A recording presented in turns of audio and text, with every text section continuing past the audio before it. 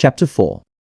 The next 3 days pass in a haze as I endeavor to leave my room as little as possible. I spend the time trying to make a plan to escape. There's no way in hellism staying here to become the Pax Omega whore.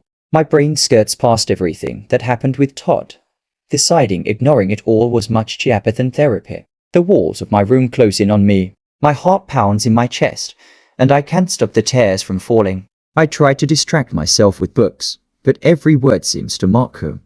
Every page a reminder of my trapped existence. I've given up on my classes, because, well, I'm not coming back. Obviously, I conclude that my best bet is to run from the gala itself, while everyone is too distracted to notice I'm gone. I pack a bag with escape in mind, filling it with clothes, food, and the balance in my bank account. After withdrawing it all, I don't know where I'll go or what I'll do, but I can't stay here anymore. I buy a burner phone and program Lisa's number into it, but I'm not sure if it will be safe to text her when I'm gone. Like Ackerwood, I say nothing about my plans, and find myself mourning the loss of my best friend. If I tell her anything, she will be in danger, assuming my pack cares enough to hunt her down for information. It's better to act like everything's normal. At dinner on the third day, I sit at the table, pushing food around my plate as me dad drops the bomb. We're going to the Silver Moon Pack's territory for the gala. It's happening. Composure is hard to keep when a million fire ants are crawling around inside their skin in a psychosomatic manifestation of anxiety. But somehow, I manage. Either that, or my family doesn't care enough to notice anything off about me.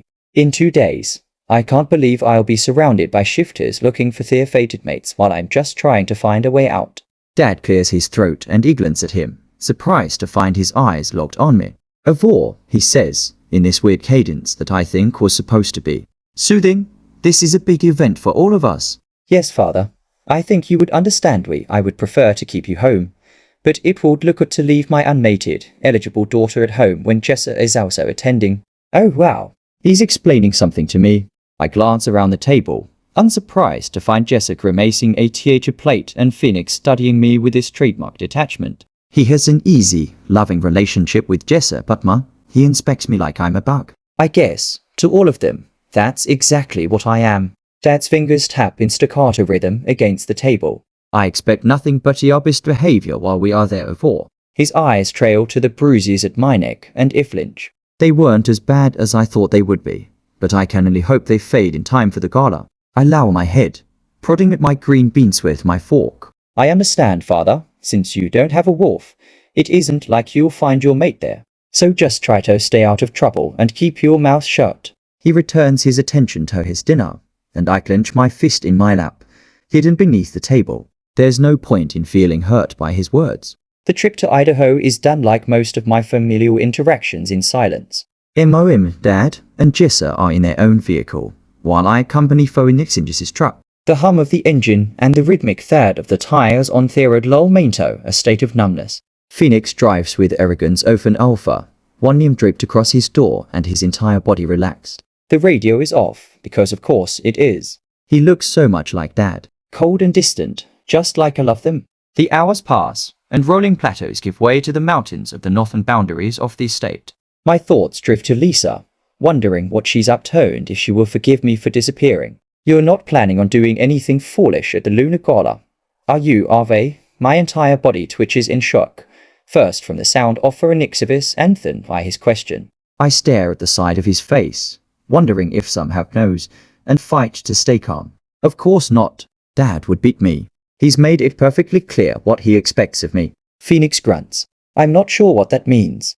Oh, Lord, or Moon Goddess, or whoever is the real deity out there. If only I could read my siblings like they can read. Emir returned to staring out the window, trying to sound nonchalant. Besides, it's not like anyone commit a defect. Oops, the bitterness came out anyway. This time, Phoenix doesn't make a sound. I guess he approves of my bleak outlook on my life. At least Mason will take you in. You won't be his mate, but your kids will be legitimate and treated well. I can't help the near-violent flinch at the sound of his name. As long as they've had wolves, you mean? Phoenix flicks a glance toward me. Right. Nope. There's no way in hell. I'm staying with these people. He knows, and he's sitting here telling me to be thankful that man, someone who's beaten me relentlessly through the years, is willing to take me as his breeding whore. I let out a slow breath and go over the topography of the area in my head. I'm not well versed, but there's several cities around Shadowvale, and the city itself is huge, at least 4 times as large as White Peak.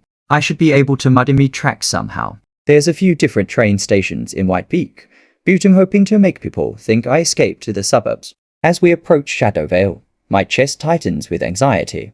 The thought of being in the Silver Moonpack's territory fills me with a strange mix of dread and hope. It's like stepping into a world where anything could happen, where I might have a chance at freedom. I glance over at Phoenix, who is still focused on the road. His stoic expression sends a shiver down my spine. And I'm in the older brother of my memories. Then I start imagining a mental wall around all those memories of before. I can't let my sentimental side take over. I return to plotting my escape in my mind. My heart races with a mixture of fear and determination. I'm going to make it out of here. I have to. The tension inside me coils tighter as we draw closer to our destination.